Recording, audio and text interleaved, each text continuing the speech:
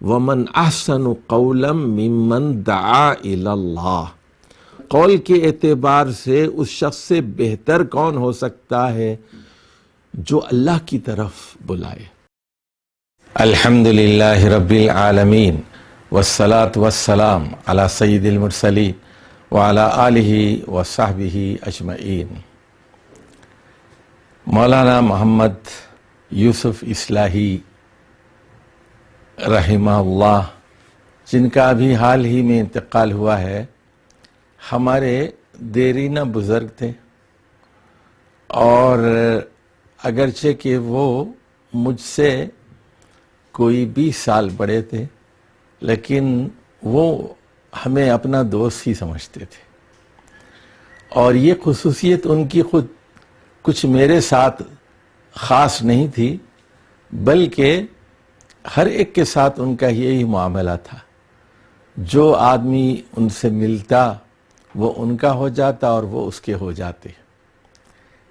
یعنی مولانا محمد یوسف اصلاحی مرحوم کا معاملہ یہ تھا، جیسے رسول اللہ صلی اللہ علیہ وسلم کے بارے میں کہا جاتا ہے کہ ہر شخص یہ محسوس کرتا کہ آپ صلی اللہ علیہ وسلم سب سے زیادہ اسی سے محبت کرتے ہیں۔ بہت ہی نرالی شخصیت کے مالک تھے، خوش صورت، خوش شکل، خوش اخلاق، خوش لباس، پاکیزہ زبان، معیاری اور ادبی زبان، ہر وقت پھل جھڑیاں چھوڑتے، مسکراتے، اور گفتگو لطائف سے بھرپور ہوتی، اور کئی کتابوں کے مصنف۔ وہ مصنف بھی تھے اور داعی بھی تھے، مقرر بھی تھے، خطیب بھی تھے،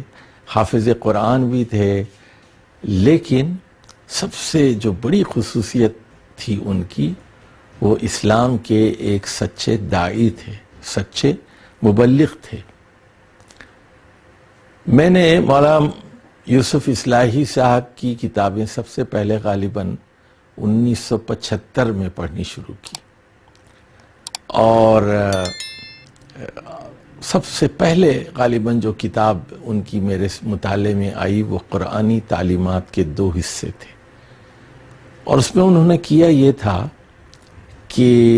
قرآن مجید کے چھوٹے چھوٹے ٹکڑے ترجمے کے ساتھ لکھ دیے تھے، اور میں ان ٹکڑوں کو زبانی حفظ کرتا گیا اور ترجموں پر غور کرتا گیا۔ تو احکام کے سلسلے میں قرآن مجید سے میرا یہ ابتدائی تعارف تھا جو ان کی 2 کتابوں کے ذریعے سے حاصل ہوا، اور اس کے بعد سب سے زیادہ تفصیل سے جو کتاب میں نے ان کی پڑھی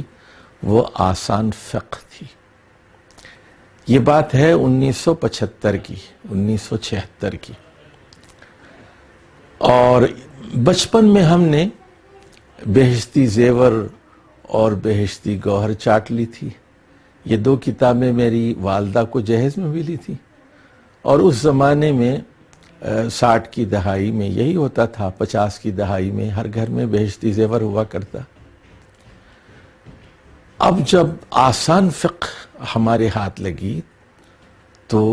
فرق معلوم ہوا کہ کیا حسن ترتیب ہے، کتنی سلیس اور آسان شہری زبان ہے، کیونکہ بہشتی زیور دیہاتی خواتین کے لیے لکھی گئی تھی، اس میں ٹوٹکے بھی تھے اور گھریلو امور خانہ داری کے طریقے بھی بتائے گئے تھے، اور اس کتاب نے دیہات میں بدعات کو مٹانے میں بڑا کردار ادا کیا۔ لیکن مولانا یوسف اصلاحی کی کتاب آسان سلیس اردو میں تھی،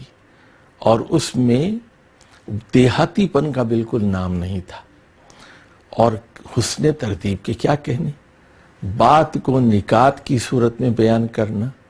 یہ ان کا فن تھا۔ بعض مفتی حضرات ان سے حسد کرتے تھے۔ ایک مفتی صاحب نے کہا کہ یہ کوئی کتاب ہے، فقہ کی کتابیں تو ادق ہوتی ہیں اور اعلیٰ ہوتی ہیں، معیاری ہوتی ہیں، تو لیکن وہ مسکراتے اور ان مفتیان کو کیا پتا کہ عوام الناس کے لیے کس طرح آسان زبان میں کتابیں لکھی جاتی ہیں۔ بہرحال اس کے بعد پھر ہم نے آداب زندگی کا مطالعہ کیا اور دیگر کتابیں ان کی دیکھنے کا موقع ملا۔ جب 1977 میں نے حج کیا اور کینیڈا سے جب میں حج کے لیے سعودی عرب کے لیے عازم سفر ہوا تو میرے پاس آسان فقہ تھی، اور اس کے ایک ایک صفحے کو غالباً میں نے 8-10 مرتبہ پڑھا ہوگا، اور کوشش یہی تھی کہ حج بالکل صحیح طریقے سے کیا جائے، ایک ایک دعا کو یاد کیا جائے، اور مناسک حج کی ترتیب صحیح ہو اور سنت کی حتی الامکان پیروی کی جائے۔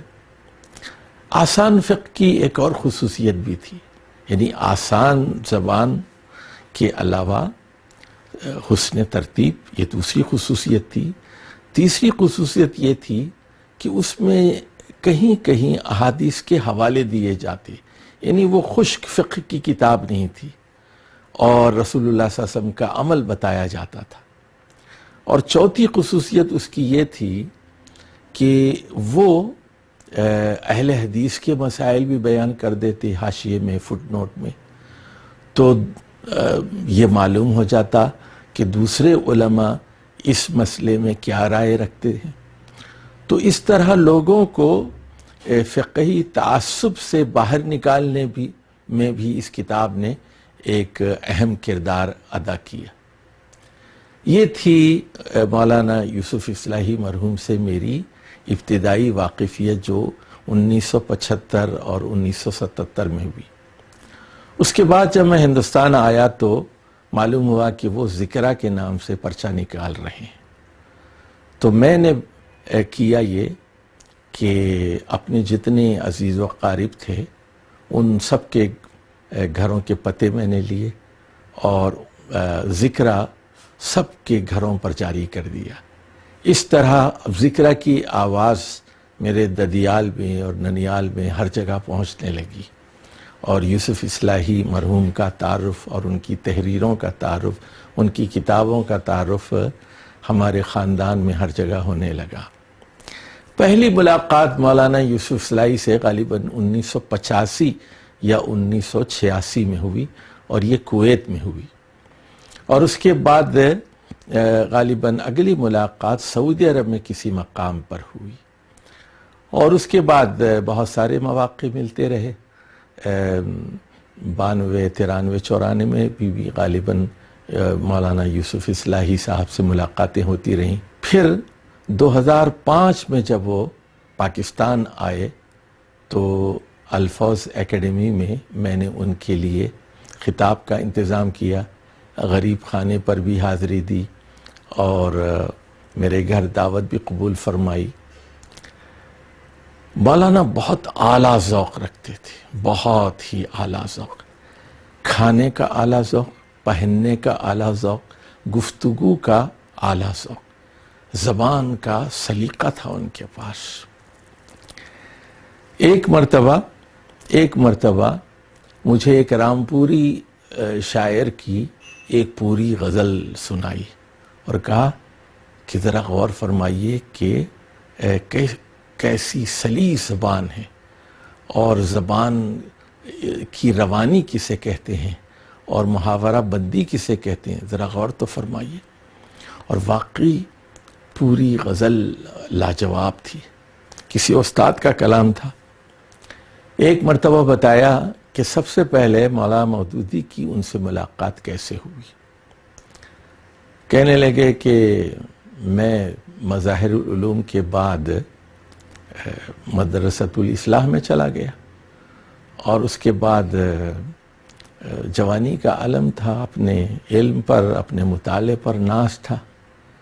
تو مولانا مودودی سے پہلی ملاقات جب لاہور میں ہوئی تو میں نے 2-4 اعتراضات کیے کہ آپ نے یہ کیا لکھا ہے، اور آپ نے یہ کیا لکھا ہے، اور یہ کیا لکھا ہے۔